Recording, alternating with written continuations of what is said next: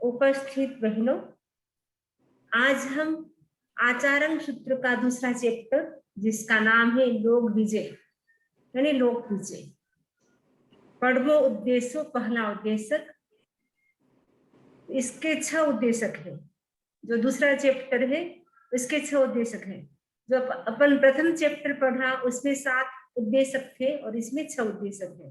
तो पहले चैप्टर में हमने विवेचन किया था अहिंसा पे, यानी सजीविका की कैसे रक्षा करनी चाहिए, उसमें भी हमारी जैसी आत्मा है उसका हमने विवेचन किया था।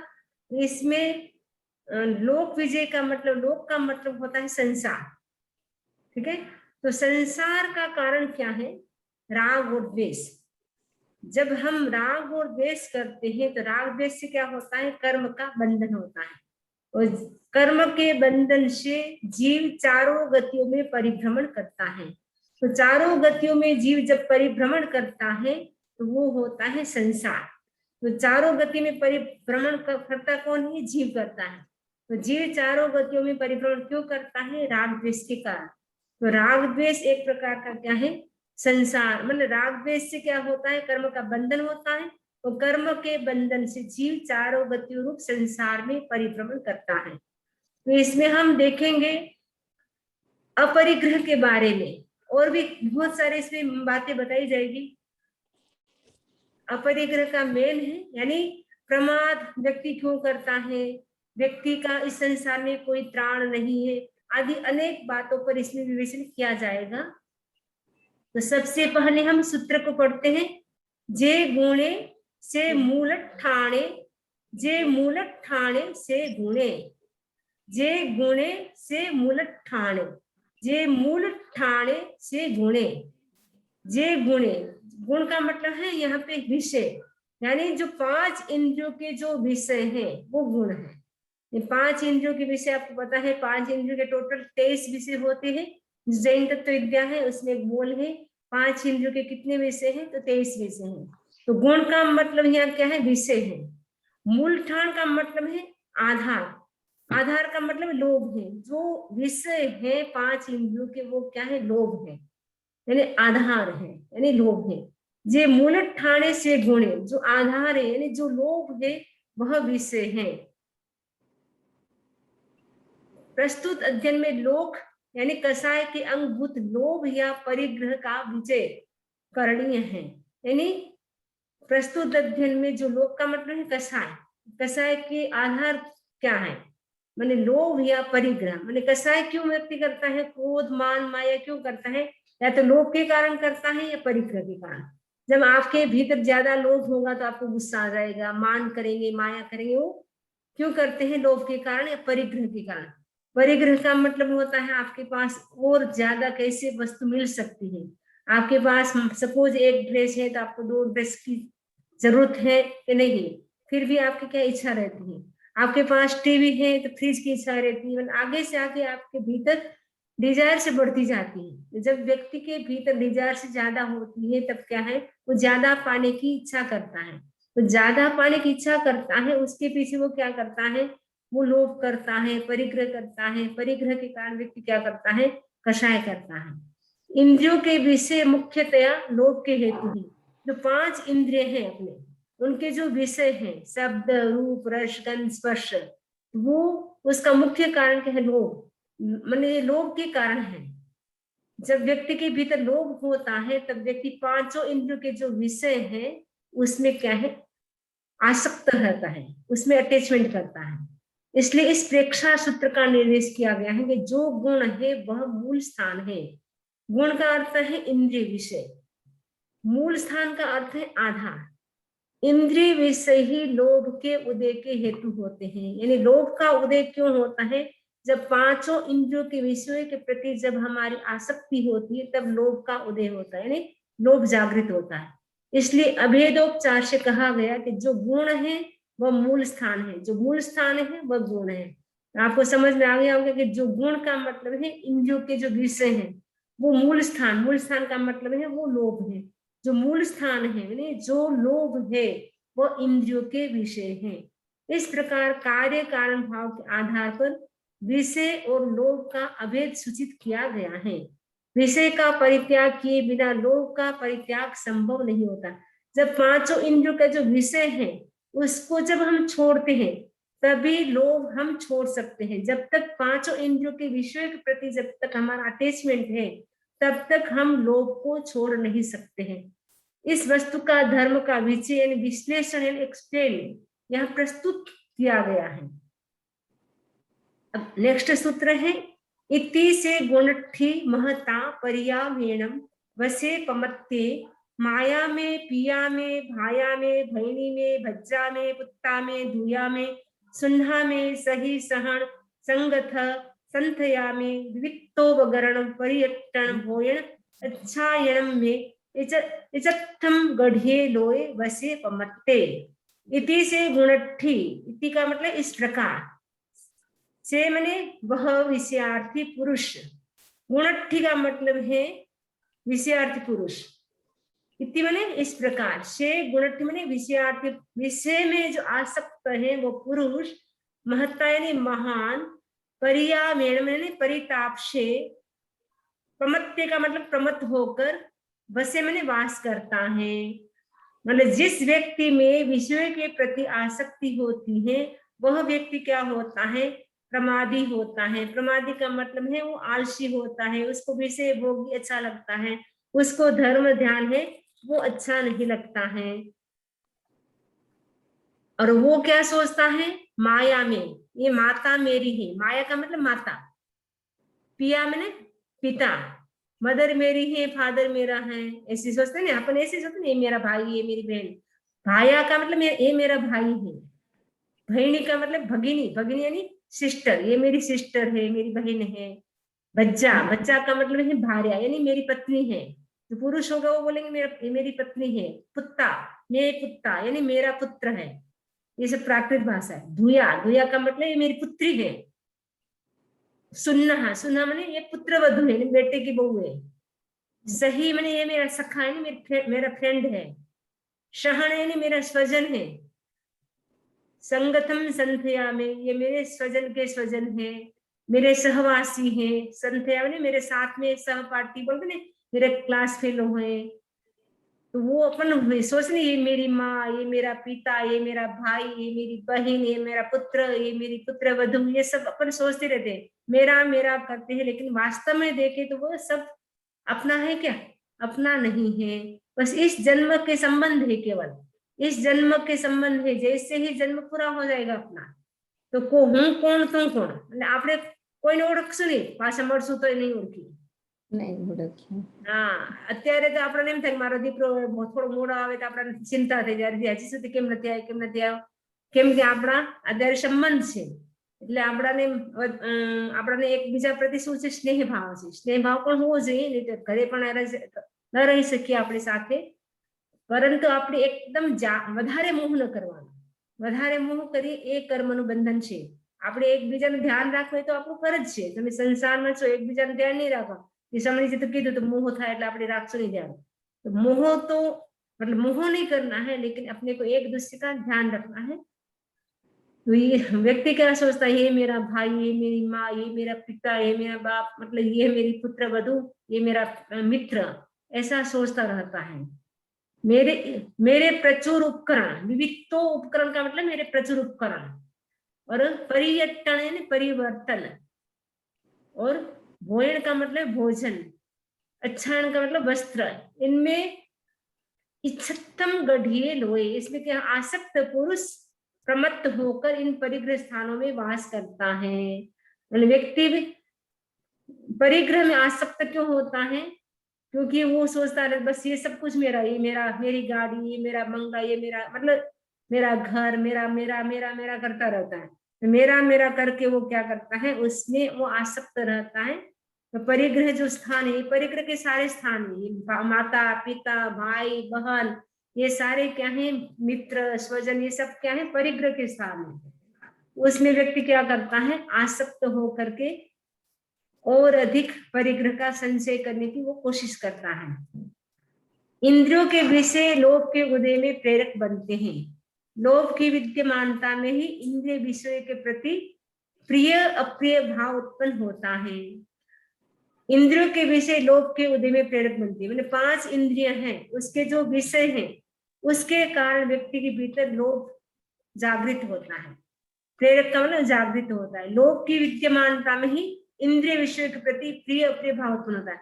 जब व्यक्ति के अंदर लोभ होता है, लालच होता है, तब उसके इंद्रियों के जो विषय हैं, ये अच्छे हैं ये बुरे हैं, तो वो भाव उत्पन्न होता है।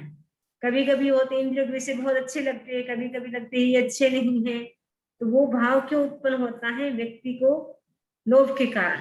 इसलिए वह विषयार्थ पुरुष महान परिताप भोगाभिलाषा से प्रमत्त होकर नाना प्रकार के परिग्रह स्थानों में वास करता है। तो जो विषयों के प्रति जो आसक्त पुरुष है वो क्या करता है? भोग की अभिलाषा से, भोग की इच्छा से, अभिलाषा यानी इच्छा से प्रमत्त होकर यानी प्रमादी थईने नाना प्रकार के अनेक प्रकारना परिग्रह जो स्थान છે પરિગ્રહના સ્થાન એમાં નિવાસ કરે છે, વાસ કરે છે, રહે છે। तो परिग्रहના નાના પ્રકારના સ્થાન કેટલા બધા બતાવ્યા? માતા, पिता, भाई, बहन, આ બધા પરિગ્રહના સ્થાન છે। तो परिताप ममकार से उत्पन्न होता है। जो परिताप છે यानी कष्ट છે એ શેનાથી उत्पन्न થાય? ममकार। ममकार એટલે मेरा, ये मेरा है, ये मेरा है।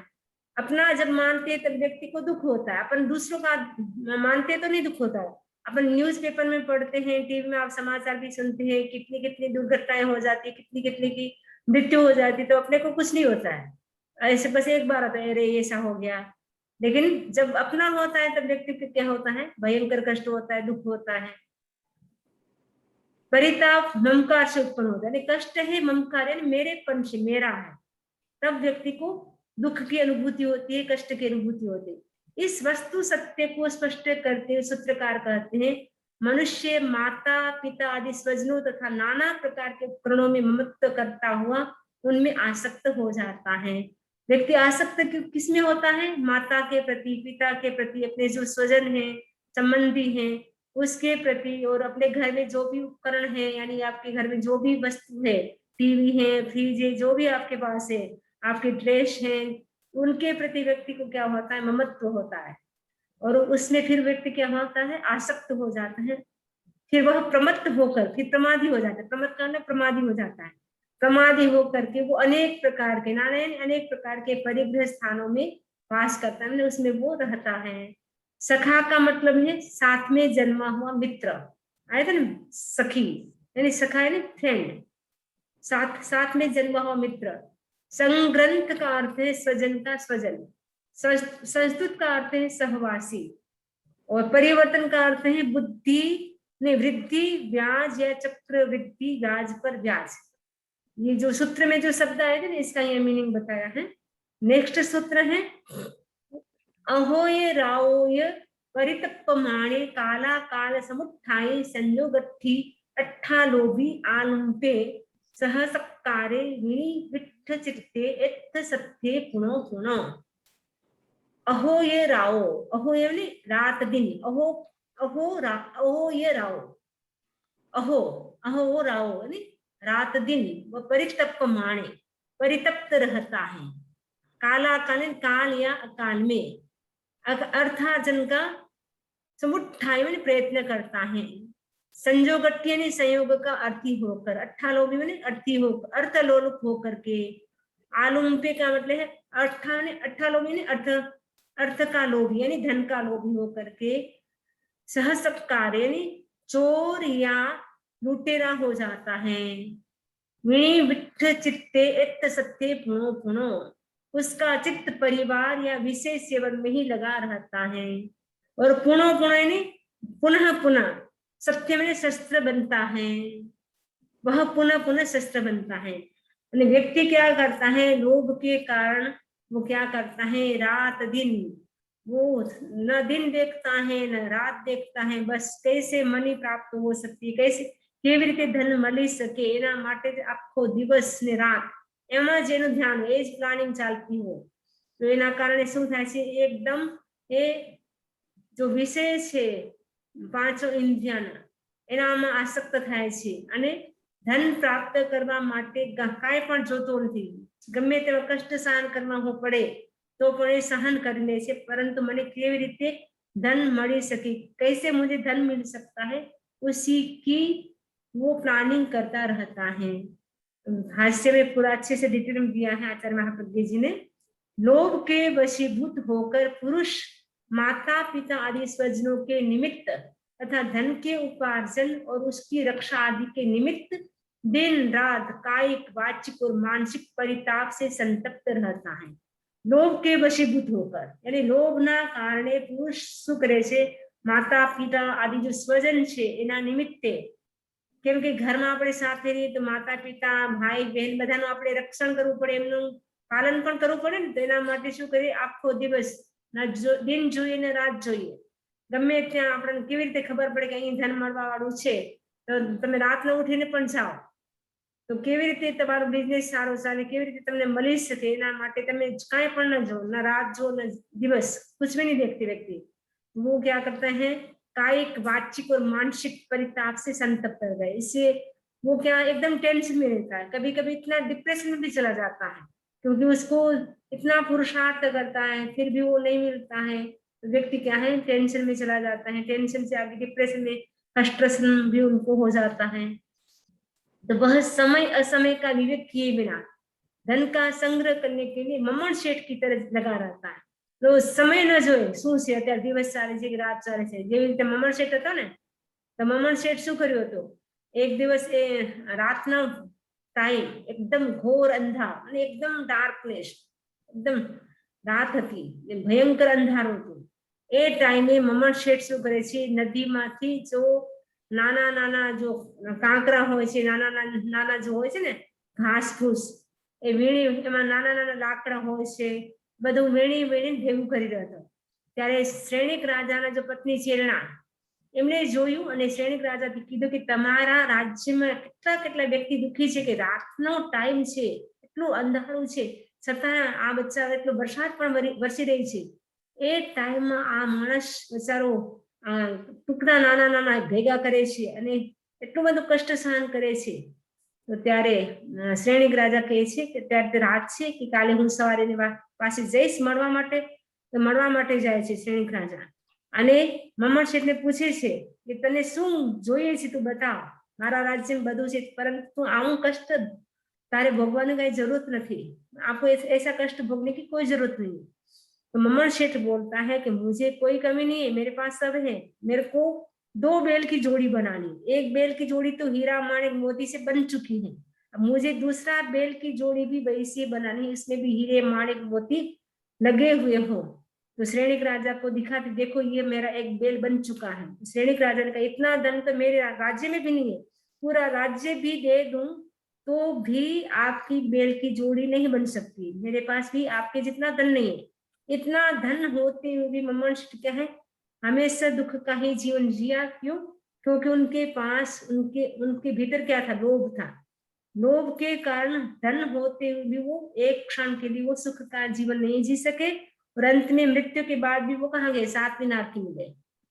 तो 7वीं नारकी में जाने का कारण क्या बना, 7वीं नरक में गया છે મમણ શેઠ, ખબર છે ને તમને, મમણ શેઠ છે એ 7મી નરક માં ગયા છે, એનું કારણ શું હતું, અટેચમેન્ટ, કોના પ્રતિ, ધનના પ્રતિ, પરિગ્રહના પ્રતિ, પોતે પણ ન વાપરતા, પોતે પણ રોટલી શાક, લુખ્ખી રોટલી લુખ્ખું શાક ખાતા, એ પોતે પણ ન ખાતા અને બીજાને પણ ભોગવા ન, પોતે પણ ભોગ ન કરી શક્યા અને બીજાને પણ ભોગવા ન આપ્યું, તો એના પ્રતિ એટલી બધી આસક્તિ હતી ધન પ્રતિ, મની પ્રતિ, તો મરીને એ ક્યાં જાય છે, 7મી નારકીમાં જાય છે। તો વ્યક્તિ શું કરે છે, ધન માટે રાત દિવસ કરે છે અને ધન પણ એ સાથે નથી ચાલતું અને અંતમાં વ્યક્તિની દુર્ગતિ થઈ જાય છે। અપમ ચ ખલુ આઉં ઇહ મેઘે સિમ માણવાણમ તંજહા સોય પરિણાણેહિમ પરિહાય માણેહિમ ચક્ષુ પરિણાણેહિમ પરિહાય માણેહિમ ઘાણ परिणाणेहिं परिहाय माणेहिं रस परिणाणेहिं परिहाय माणेहिं फास परिणाणेहिं परिहाय माणेहिं।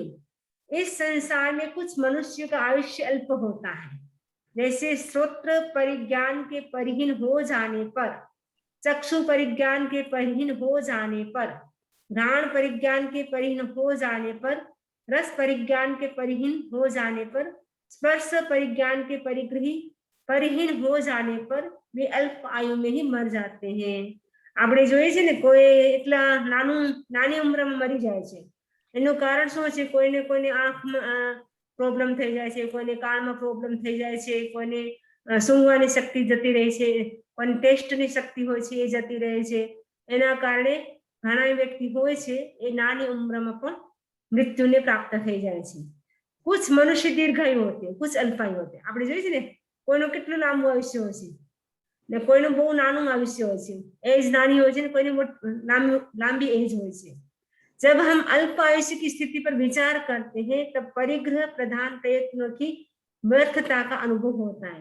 जब अपन देखते कि उम्र बहुत छोटी है तो परिग्रह इकट्ठा करने का कोई सेंस नहीं, क्योंकि छोटी उम्र है तो भोग कैसे पाएंगे। तब लगता है कि परिग्रह इकट्ठा करने में कोई मतलब नहीं। प्रस्तुत सूत्र अल्पायुष्य का विजय सूत्र है। आ सूत्र में अल्पायुष्य विवेचन करवामां आव्युं छे। श्रोत्र आदि 5 इंद्रियों की ग्रहण शक्ति जब क्षीण होनी शुरू हो जाती है तब अकाल में भी आयुष्य क्षीण हो जाता है। जब आपने लागे 5 इंद्रिय छे आपणे पासे, 5 इंद्रियों माध्यम थी आपणे ज्ञान करीए छीए ने। आंख थी आपणे जोई सकीए छीए, कान थी सांभળી सकीए छीए, नाक थी आपणे स्मेल लई सकीए छीए, टेस्ट करी सकीए छीए जीभ थी, और स्पर्श એટલે टच थी આપણે સ્પર્શ કરી શકીએ છીએ, સ્પર્શની ઇન્દ્રિયથી આપણે ટચ કરી શકીએ છીએ। જ્યારે પાંચો ઇન્દ્રિયોની જે શક્તિ છે એ જ્યારે નબળી થઈ જાય, વીક થઈ જાય, कमजोर हो जाती है तब व्यक्ति की कभी कभी क्या होती है, अकाल में मृत्यु हो जाती है। वैज्ञानिक मानते हैं कि मस्तिष्कीय कोशिकाओं के क्षीण होने पर मनुष्य मरता है। वैज्ञानिक क्या मानते हैं? जब अपना मस्तिष्क की जो कोशिकाएं છે, સેલ છે, એ જ્યારે નષ્ટ થઈ જાય, समाप्त થઈ જાય ત્યારે મનુષ્યની મૃત્યુ થાય છે, तब मनुष्य की मृत्यु होती है। इंद्रियों के केंद्र बिंदु पृष्ठ मस्तिष्क में होते हैं। अपना जो 5 इंद्रिय जो केंद्र बिंदु છે, मेन पॉइंट, એ આપણા जो मस्तिष्क છે ને, आचरण मस्तिष्क એમાં હોય છે। सूत्रकार का तात्पर्य यह होना चाहिए कि इंद्रियों का प्रज्ञान उनके केंद्र बिंदु के क्षीण होने पर क्षीण होता है। जो सूत्रकार છે એ કહે છે કે 5 इंद्रियों जो ज्ञान આપણાને 5 इंद्रियों माध्यमથી થાય છે, જ્યારે 5 इंद्रियों જ્યારે क्षीण થાય છે, 5 इंद्रियों जो विषय છે, 5 इंद्रिय છે એની ક્ષમતા છે એ ઓછી થઈ જાય છે, ત્યારે વ્યક્તિની મૃત્યુ થાય છે અકાલમાં। उस स्थिति में असमय में भी मृत्यु घटित हो जाती है। જ્યારે 5 इंद्रियों છે એની ક્ષમતા ઓછી થઈ જાય या समाप्त થઈ જાય, એ સમય શું થાય છે, ક્યારેક ક્યારેક વ્યક્તિની અચાનક પણ મૃત્યુ થઈ જાય। श्रोत्र आदि इंद्रियों में लाखों स्नायु होते हैं। આપણે जो कान છે, સાંભળવાની जो शक्ति છે ને, એમાં લાખો લાખો સ્નાયુ હોય છે। उनके अभिघात से तत्काल मृत्यु हो सकती है। એ કાનની શક્તિ ઓછી થઈ જાય, ક્ષીણ થઈ જાય તો ક્યારેક ક્યારેક તત્કાલ પણ મૃત્યુ થઈ જાય છે। આમાં બતાવ્યું છે, નીચે આપણે વાંચી શકીએ છીએ। પ્રસ્તુત सूत्रेण तुल्यम, આપણે तुलना કરી શકીએ। डॉक्टर कार्सन का कथन है कि यद्यपि गणित से मानव की आयु 150 वर्ष आती है, अपन देखें तो ऐसे टोटल करेंगे गणित तो 150 वर्ष की उम्र है मनुष्य की पंचम काल में। ऐसे 100 सवा सौ बोलते हैं, मतलब ये बोलते हैं कि 150 वर्ष की है कालमानसन। तथापि चिकित्सा विशेषज्ञों को मोटे तौर पर 100 वर्ष की आयु तो स्वीकार कर ही लेनी चाहिए। मतलब ऐसे तो 150 मानते हैं, लेकिन फिर भी 100 साल की उम्र तो अपन को माननी चाहिए। यहाँ 100 साल की उम्र है। मानव जीवन के इस काल में उसकी विभिन्न शक्तियां भी एक क्रम से क्षीण होती है। मतलब આપણું जो जीवन છે એમાં જેમ જેમ समय बीते એમ એમ આપણી શક્તિ પણ 5 इंद्रियों ઓછી થતી જાય। तो सबसे पहला लक्षण आंख पर प्रकट होता है। सबसे पहले आंखों की रोशनी कम होती है, इसलिए अपन चश्मा लगा लेते हैं। आंख के लेंस के लचीलेपन की कमी 10वें वर्ष में ही प्रारंभ हो जाती है। आपको जब बालक होता है 10वें साल में, उस समय ही आंखों की रोशनी है वो कम होनी शुरू हो जाती है, और 60 वर्ष की आयु तक पहुंचते वो समाप्त हो जाती है। कभी कभी होते है 60 साल का व्यक्ति होता है तो आंखों की रोशनी कभी कभी किसी की चली जाती है, ऐसा भी होता है, और 60 वर्ष की आयु तक पहुंचते वह समाप्त हो जाती है। आंख की शक्ति के क्षय के दूसरे लक्षण है दृष्टि के प्रसार में कमी, किसी चीज का साफ साफ नजर ना आना। मतलब आंख की रोशनी खत्म पूरी नहीं होती, मतलब कोई भी वस्तु है वो साफ दिखती नहीं है। जैसे अपन चश्मा पहनते तो साफ दिखता है, बिना चश्मा, जैसे सपोज मैं चश्मा पहनती हूँ तो चश्मा से मुझे क्लियर दिखता है, लेकिन बिना चश्मा मुझे क्लियर नहीं दिखेगा। तो वो सबसे पहले आंखों की रोशनी कम होनी शुरू होती है, तो वो 10वें साल से शुरू हो जाती है। और 60 जब अपन देखते हैं 40 साल के बाद प्लस माइनस दोनों चश्मा आ जाते हैं। कोई कोई होते जिसको नहीं आते, प्राय प्राय होता है 40 साल की उम्र के बाद प्राय प्राय लगभग चश्मा लग जाते हैं, वो प्लस और माइनस दोनों ही लग जाते हैं। तो दृष्टि के प्रसार में कमी, किसी चीज का साफ साफ नजर न आना तथा हल्के प्रकाश में दिखलाई न पड़ना, या तो कोई चीज अपने को क्लियर नहीं दिखाई देगी, या अपन को लाइट कम प्रकाश होगा तो अपने को दिखाई नहीं देगा बराबर। ये लक्षण 40 वर्ष की उम्र में प्रारंभ होते हैं इसमें। इसी प्रकार मानव की दूसरी शक्तियां भी कम होती है, जैसे आंख की शक्ति कम होती है वैसे ही दूसरी शक्ति भी कम होती है। स्वाद की तेजी 50 वर्ष की उम्र में घटने लगती है। जो अपनी टेस्ट की है वो टेस्ट कब कम होने लगता है, 50 साल का जब व्यक्ति हो जाता है, 50 ईयर का, उसके बाद उसकी कम होने लगती है। और घ्राण शक्ति 60 वर्ष की उम्र में, जो सूंघने की शक्ति वो 60 साल के बाद। श्रवण शक्ति का क्षय तो 20 वर्ष की उम्र से ही प्रारंभ हो जाता है।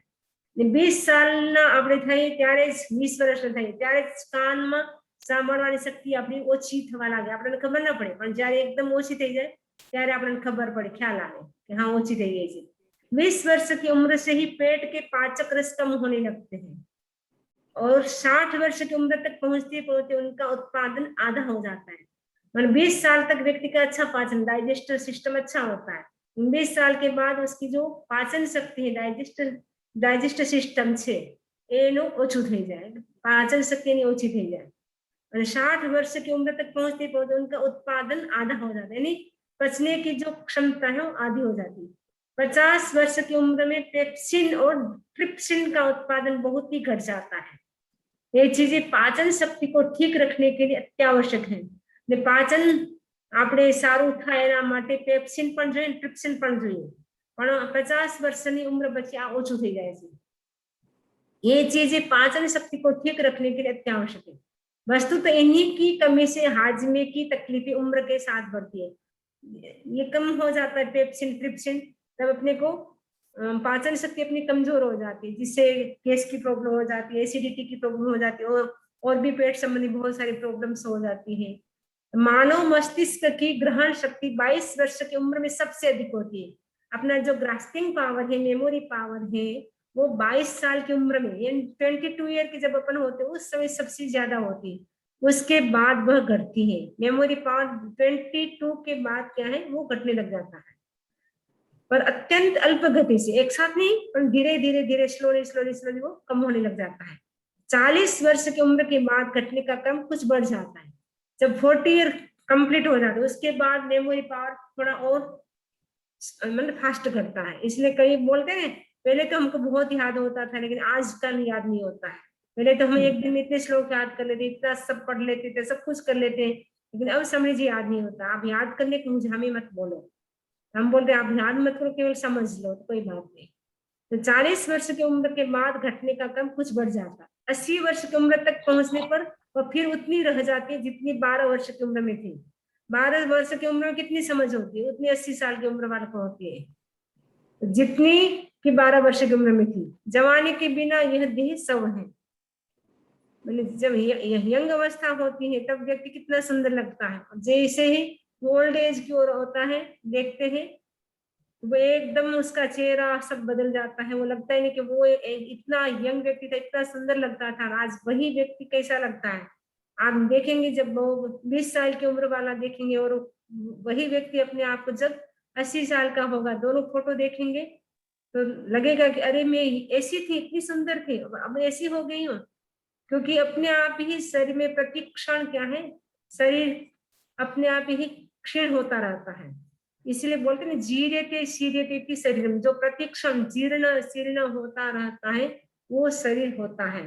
शरीर में एनी टाइम बदलाव चेंजेस होता रहता है। अवस्था 3 प्रकार की होती है, प्रथम मध्यम और पश्चिम अंतिम। प्रथम अवस्था मध्यम अवस्था की ओर दौड़ती है। प्रथम का मतलब बचपन, मध्यम यानी यंग अवस्था, और पश्चिम का मतलब होता है ओल्ड एज। प्रथम अवस्था मध्यम अवस्था की ओर दौड़ती है। प्रथम बचपन से व्यक्ति युवानी जवानी की ओर जाता है, यानी युवा होता है, और युवा से वो क्या होता है, ओल्ड होता है। मध्यम अवस्था में इंद्रियों की शक्ति क्षीण होने लगती है। इस तथ्य की अनुप्रेक्षा करने से भी ममत्व विसर्जन की दृष्टि उत्पन्न होती है। जब आप अपन ऐसे सोचेंगे कि जैसे जैसे उम्र बढ़ती है वैसे वैसे हमारी इंद्रियों की जो शक्ति होती है वो कम होती है, क्षीण का मतलब कम होने लगती है या नष्ट होने लगती है। अब अगर अपन ऐसा भी चिंतन करते रहे बार बार, तो अपना जो ममत्व भाव है, अटैचमेंट है, वो कम हो सकता है। अभिक्रांत वय का अर्थ तीसरी अवस्था, तयो से एक मूढ़ भाव जनयंती। उसके पश्चात एकदा जीवन के उत्तरार्ध में इंद्रिय मूढ़ता उत्पन्न कर देती है। उसके बाद मध्यम अवस्था के उत्तरार्ध में या पश्चिम अवस्था में मनुष्य के इंद्रिय मूढ़ भाव को पैदा करती है। जब युवा अवस्था होती है या जब ओल्ड अवस्था होती है, उस समय जो इनकी जो इंद्रिय होती है वो क्या करती है, मूढ़ भाव को उत्पन्न करती है। जैसे मनुष्य सुनता नहीं है या ऊंचा सुनता है, कभी कभी होता है या तो बिल्कुल नहीं सुनता या 2-3 बार बोलना पड़ता है, क्योंकि उनको जोर से बोलते तो सुनाई देता, वरना नहीं सुनाई देता। इसी प्रकार शेष इंद्रियों की शक्ति भी क्षीण हो जाती है। जैसे कान की शक्ति होती है सुनने की, वो कम होती है, वैसे आंखों की शक्ति भी कम होती है। तो सारी इंद्रियों की शक्ति धीरे धीरे कम होती है। इसका वैकल्पिक अर्थ यह है कि जैसे जैसे इंद्रियों की शक्ति क्षीण होती है, वैसे वैसे पुरुष उन इंद्रियों विषयों के प्रति अधिक आसक्त हो जाता है। होना तो अनासक्त चाहिए, હું તો આપણે શું છે અનાસક્ત થવું જોઈએ, પરંતુ જેમ જેમ ઇન્દ્રિયોની શક્તિ ઓછી થાય તેમ તેમ આપણે શું થઈએ, એમાં આસક્ત થઈએ। वैसे वैसे पुरुष उन इंद्रिय विषय के प्रति अधिक आसक्त होता जाता है। बुढ़ापे में प्राय लोगों का स्वभाव मूर्छाग्रस्त हो जाता है, अत्यधिक आसक्त बन जाता है। जैसे जैसे ओल्ड एज आती है, एक युवा व्यक्ति को जितना अटैचमेंट नहीं होता, आसक्ति नहीं होती, उससे ज्यादा ओल्ड एज वालों को ज्यादा होती है। जैसे जैसे व्यक्ति ओल्ड एज और की बढ़ता जाता है, वैसे वैसे उसकी आसक्ति भी बढ़ती जाती है। जे हिम वा सद्यम सम सति तेवाणम एगया अनिगया तम बुद्धिम परिवयंती सो वा ते नेगे पच्छा परिवयच्चा। ये जिनके साथ रहता है, जेहिम का मतलब जिसके, सत्य मैंने साथ, समस्त में रहता है, तेवाणम एगया नियगा, वे आत्मीय जन एकदा, एकदा ने एक बार, नियगा नियगा मतलब है स्वजन, तम पुब्बिम परिवयंती, उसके तिरस्कार की पहल करते हैं, यानी उसका रेस्पेक्ट नहीं करते, अपमान करते हैं। सोवाते नेगे पच्छा परिवेचा, बाद में वह भी उनका तिरस्कार करने लग जाता है। वह जिनके साथ रहता है वे आत्मीय जन एक बार उसके तिरस्कार की पहल करते, बाद में वह भी उनका तिरस्कार करने लग जाता है। प्रस्तुत प्रकरण में अशरण अनुपेक्षा संबंधी विचय सूत्र कहे हैं। અશરણ मतलब શું છે કે મારું કોઈ શરણ નથી, હું પણ કોઈનો શરણ નથી, હું પણ કોઈને શરણ ના આપી શકું અને મને પણ કોઈ શરણ ના આપી શકે। पुरुष जिनके साथ ममत्व बंधन करता है उनमें भी अनेक व्यक्ति स्वार्थ परायण होते हैं। આપણે જેની સાથે મમત્વ કર્યા એમ વિચારી કે આ મારું છે, આ મારો દીકરો છે, આ મારો પતિ છે, પણ એ શું છે, જ્યાં સુધી સ્વાર્થ હોય ત્યાં સુધી આપણા સાથે સારું રહે, જ્યારે સ્વાર્થ પૂરું થઈ જાય તો એ પણ આપણા સાથે સારું ન રાખે। वह जिनके साथ रहता है वे निजी व्यक्ति भी वृद्धावस्था में अथवा अपना स्वार्थ सिद्ध न होने पर पहले उसका तिरस्कार करते हैं। જ્યાં સુધી સ્વાર્થ સિદ્ધ થાય, જ્યાં સુધી યુવાવસ્થા હોય ત્યાં સુધી બધા સારું લાગે, બધું કામ કરતા હોય ત્યાં સુધી। જ્યારે કામ કરવાની શક્તિ ન રહે, એકદમ ઓલ્ડ એજ આવી જાય, જ્યારે પથારીમાં વ્યક્તિ આવી જાય તો બધા એને તિરસ્કાર કરે, એમ થાય કે હજી સુધી આ ક્યારે આને ભગવાન મોત આપશે, હજી સુધી આ કેટલી સેવા કરવી પડશે। ઘણા લોકો એવા પણ હોય છે, સરખા બધા ન હોય, પણ જ્યારે વૃદ્ધ વ્યક્તિ થઈ જાય, ઓલ્ડ એજમાં આવી જાય તો કોઈને ગમે નહીં, સારો ન લાગે। જ્યાં સુધી કામ કરતા હતા, જોબ કરતા હતા, બધાનું પાલન પોષણ કરતા હતા ત્યાં સુધી દરેકને સારા લાગતા હતા, પણ જ્યારે આપણામાં કેપેસિટી ન રહી તો બધા વ્યક્તિ શું કરે છે, આપણું અપમાન કરે છે, तिरस्कार કરે છે, अथवा अपना तिरस्कार होने पर बाद में वह भी उन आत्मीय लोगों का तिरस्कार करता है।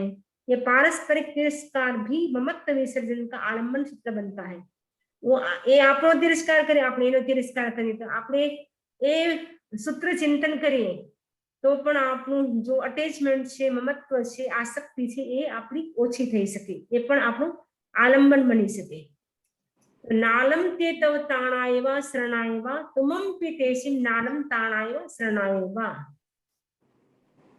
हे पुरुष, वे स्वजन तुम्हें त्राण या शरण देने में समर्थ नहीं है, तुम्हें भी उन्हें त्राण या शरण, तुम भी उनको त्राण या शरण देने में समर्थ नहीं हो. मतलब जो स्वजन છે, આપણા ફ્રેન્ડ છે, માતા છે, પિતા છે, ભાઈ છે, બહેન છે, પુત્રવધુ છે, એ પણ આપણાને ત્રાણ એટલે આપણી રક્ષા ના કરી શકે, આપણાને શરણ ના આપી શકે, આપણે પણ એને શરણ આપવામાં સમર્થ નથી. તો અશરણ ભાવના કોને ભાવી હતી? અનાથી મુનિ. અનાથી મુનિ નામ સાંભળ્યું હશે કે અનાથી મુનિને અશરણ ભાવના ભાવી હતી. કેમ કે એમની આંખમાં ભયંકર વેદના થઈ ગઈ હતી. આંખમાં એટલી બધી વેદના થઈ ગઈ તો મોટા મોટા ડોક્ટરો આવે છે, વૈદ્ય આવે છે, દરેક લોકો ચિકિત્સા કરે છે. અને એમના જો ઘરના હતા માતા પિતા, એ બધા મનોતી માને છે, દેવતા દેવી દેવતાના જો કુલના દેવી દેવતા હોય છે એની મનોતી માને છે કે મારા દીકરાને આંખ બરાબર થઈ જશે તો અમે પ્રસાદી ચડાવશું, નારિયેળ વધારશું. અને એમની પત્ની પણ એટલી રોવે છે, બધા એટલા બહુ કરે છે, છતાં કોઈ પણ આંખની વેદના દૂર નથી કરી શકતા. ત્યારે અનાથી મુનિ ચિંતન કરે છે કે અગર મારી આંખની વેદના દૂર થઈ ગઈ, બરાબર થઈ ગઈ, આંખ મારી સ્વસ્થ થઈ જશે તો સૂર્યોદયની સાથે હું જૈન દીક્ષા સ્વીકાર કરીશ. એવો સંકલ્પ કરીને સુઈ જાય છે. અને ધીમે ધીમે શું થાય છે, આંખ એકદમ બરાબર થઈ જાય છે સવાર સુધી. તો સવારે ઉઠીને બધા કહે છે હા અમે કુલદેવી માતાનું અમે નારિયેળ વધારવાનું કીધું હતું, કોઈ કે અમે આમ કીધું હતું, કોઈ કે અમે આમ કીધું હતું, એટલે તમારી આંખે સરખી થઈ ગઈ છે. તો અનાથી મુનિ કહે છે, અનાથી કહે છે કે ના, તમારાથી નથી થઈ, મેં જ્યારે સંકલ્પ કર્યો કે હું જૈન દીક્ષા સ્વીકાર કરીશ એના પ્રભાવથી મારી આંખે બરાબર થઈ ગઈ છે, એટલે હવે મારે જૈન મુનિ થવું છે. તો અનાથી શું થઈ જાય છે, જૈન મોંક બની જાય છે, જૈન સાધુ બની જાય છે. તો એમણે વિચાર કર્યો કે મને કોઈ પણ શરણ આપવા તૈયાર નથી, હું પણ કોઈને શરણ નથી આપી શકતો, એટલે મારે હવે સંસારમાં રહેવું નથી, હવે મારે દીક્ષા રહી છે. તો અનાથી મુનિ દીક્ષા લઈ લે છે. તો અનાથી મુનિ શું ભાવના ભાવી હતી? અશરણ ભાવના ભાવી હતી. હું પણ કોઈને શરણ નથી આપી શકતો અને મને પણ કોઈ શરણ ન આપી શકે, કોઈ પણ મને બચાવી ન શક્યા, એકમાત્ર જૈન ધર્મ જ મને શરણ આપી શક્યો. એમનું મેં શરણ સ્વીકાર કર્યું ત્યારે જ મારી આંખે બરાબર થઈ ગઈ.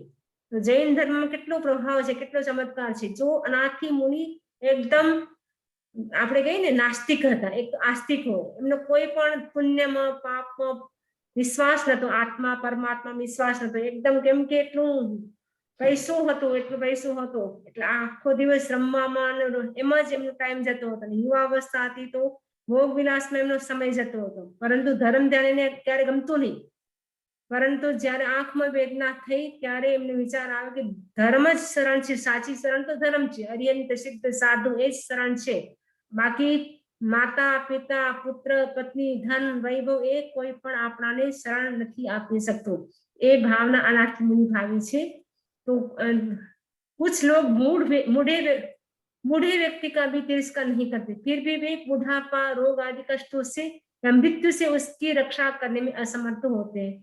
मतलब कुछ व्यक्ति ऐसे होते हैं, घણા લોકો એવા હોય છે એના ઘરમાં બહુ સરસ સેવા થાય, પરંતુ એમને જો કષ્ટ છે, રોગ છે, ઓલ્ડ એજ છે, એટલું તો એને કષ્ટ પોતાને જ ભોગવવું પડે ને.